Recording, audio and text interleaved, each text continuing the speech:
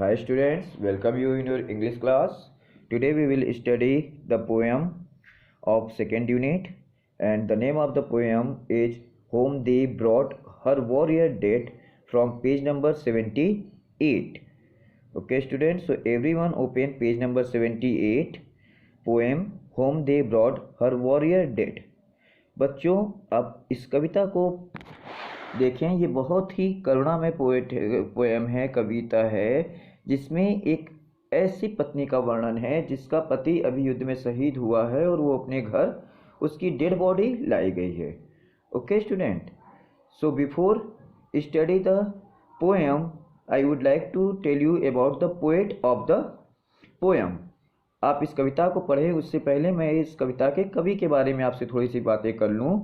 इस कविता के कवि जो हैं वो हैं Alfred Lord Tennyson.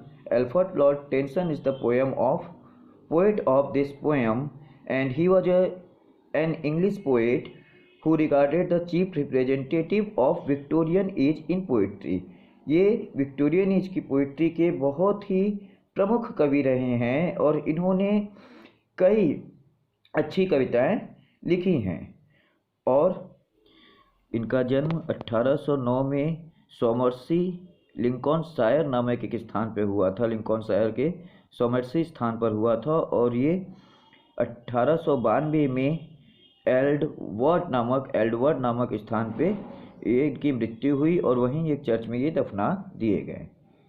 So student, let's start a poem. अब हम इस कविता को शुरू करते हैं. See the first stanza. Home they brought her warrior dead, she nor swooned nor uttered cry, all her maidens watching said she must weep or she will die. They praised him soft and low, called him worthy to be loved. Truest friend and noblest foe, yet she neither spoke nor moved. So student, when the dead warrior come to the home, her wife saw her and she become totally still.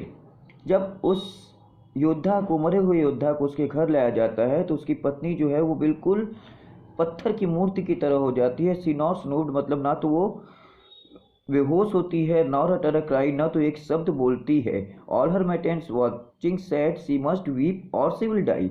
उसके जितने भी साथ की नौकरानियाँ रहती हैं और लोग रहते हैं वो सब उससे यही कहते हैं कि इसे रोना पड़ेगा, नहीं तो ये मर जाएगी. जो साथ में लोग रहते हैं, they praised him soft and low, called him worthy to be loved. जो लोग रहते हैं वो उस योद्धा को कहते हैं कि ये बहुत अच्छा था, उसकी तारीफ करते हैं तेज आवाज़ में, धीमे आवाज़ में, और ये भी कहते हैं कि इसे हमेशा प्यार किया जाना चाहिए, ये प्यार करने योग्य था. ट्रूएस्ट फ्रेंड था, नोबलेस्ट फ्यूए था, यानी सबसे अच्छा मित्र था, शत्रुओं में भी बहुत अच्छा शत्रु था, कभी धोखे से युद्ध नहीं करता था. इतना कहने के बाद भी, उस योद्धा की तारीफ करने के बाद भी वो, उसकी पत्नी नाइदर स्पोक नॉर मूव, ना तो एक शब्द बोलती है और ना ही कुछ कहीं हिलती डुलती है.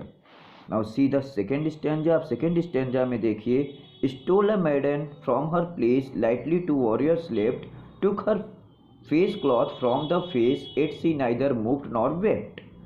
अब एक उसके साथ की नौकरानी, उसकी साथी जो होती है वहाँ से उठती है, धीरे धीरे बिना आवाज़ किए उस योद्धा तक जाती है और उसके चेहरे पर से उसका कवर हटा देती है, यानी उसका चेहरा भी खोल देती है कि चेहरे देख के इसको रुलाई आ जाए. मगर फिर भी उसकी पत्नी पर कोई असर नहीं होता है. सी नाइदर मूव्ड नॉट वेप्ट, ना तो वो हिलती है डुलती है और ना ही वो रोती है. एंड एट लास्ट, अंत में, rose a nurse of 19 years set her child upon her knee, like summer tempest came her tears, sweet my child I live for the.